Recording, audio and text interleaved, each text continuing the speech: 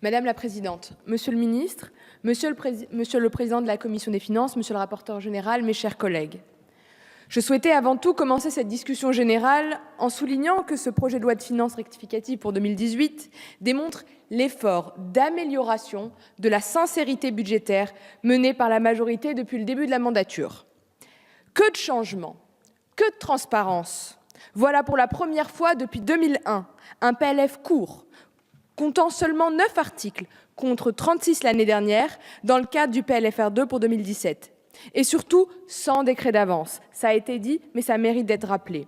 Je tiens à ce titre à saluer l'engagement et la ténacité du ministre qui nous avait promis un PLFR sans mesures fiscales et qui, sur ce coup, a tenu sa promesse. Avec l'élaboration de ce PLFR, lisible et transparent, les pouvoirs du Parlement sont en outre valorisés. Pour une fois, l'intégrité et l'intégralité des ouvertures et des annulations budgétaires aura été décidée par le Parlement. De plus, le contrôle de l'action du gouvernement exercé par le Parlement se voit donc raffermi par ce PLFR qui répond aux engagements de sincérisation du budget pris par le gouvernement. Le Parlement voit donc ici ses missions en matière budgétaire reconnues et respectées. Toutefois, le Parlement doit savoir collaborer avec le gouvernement lorsque cela s'avère constructif.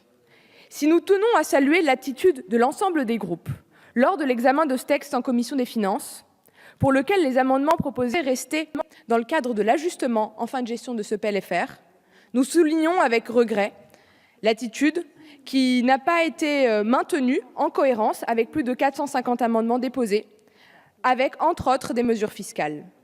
Les avancées sont quelquefois compliquées à tenir. Par cohérence, avec l'essence même de ce texte, notre groupe, en accord avec les propos du rapporteur général du ministre, ne votera pas l'ensemble des amendements qui touchent des mesures fiscales et dont le débat est bien dans le PLF 2019. En effet, les 9 articles du PLFR se limitent aux seules mesures de pilotage de fin de gestion. Plusieurs articles visent de cette manière à adapter les crédits en fonction des consommations et des besoins en fin de gestion. Ces ajustements sont également entrepris en matière de répartition de crédits, mais ils se limitent au strict nécessaire.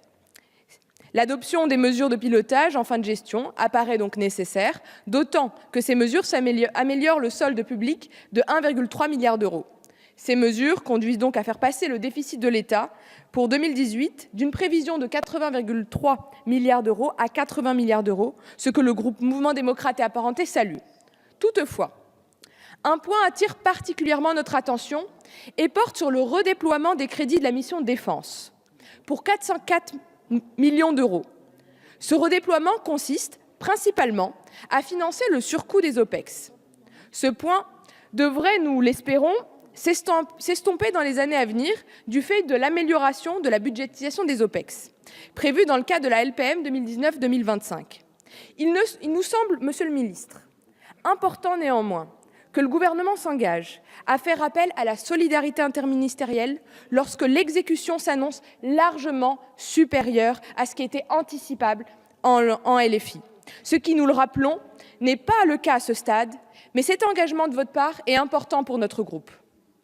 Le groupe Mouvement démocrate et à part entière soutient également la réduction des plafonds d'emploi, qui s'inscrit une fois encore dans l'objectif de sincérisation du budget.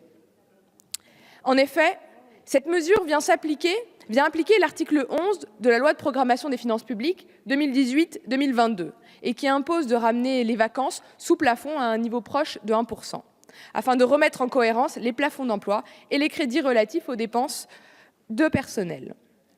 Le MoDem se félicite donc de l'application de cette mesure qui contribuera à améliorer dans un premier temps la sincérité, évidemment, et toujours, mais aussi l'effectivité budgétaire.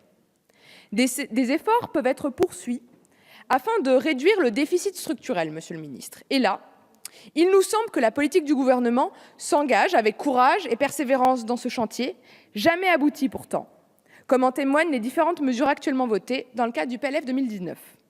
Aussi, le gouvernement prévoit une croissance de l'ordre de 1,7%, avec un acquis de croissance déjà estimé à 1,5%. Je l'ai bien lu, mes chers collègues, les prévisions du Haut Conseil estimant que l'hypothèse de croissance du gouvernement était un peu élevée et que la croissance n'atteignait nous n'atteignerait que 1,6 %. Mais je ne pense pas qu'il soit nécessaire de grossir le trait.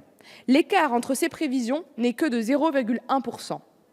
Or, je me permets de rafraîchir nos mémoires et de rappeler que l'an passé, à cette date, les prévisions de croissance étaient à 1,7 % et que le Haut Conseil anticipait à 1,8 %. Et pourtant, in fine, nous avons pu constater que la croissance s'élevait à 2,2 %. Les aléas de fin d'année rendent cet écart de 0,1 % raisonnable. Aussi, mes chers collègues, ne vous inquiétez pas et ne surestimons pas l'écart de croissance entre les prévisions du Gouvernement et celles du Haut Conseil. Elles sont finalement assez proches et ne justifient pas l'élaboration de discours alarmistes. Il convient toutefois de souligner, à l'instar du Haut Conseil, que l'effort structurel sera pratiquement nul en 2018.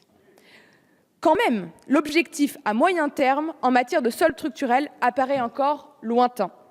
Malgré cette réserve quant à la trajectoire du déficit structurel, nous considérons que ce PLFR répond aux exigences de sincérité et de sérieux budgétaire qui animent à la fois notre groupe et la grande majorité des parlementaires. Ce qui fait que, manifestement, nous voterons ce PLFR. Je vous remercie.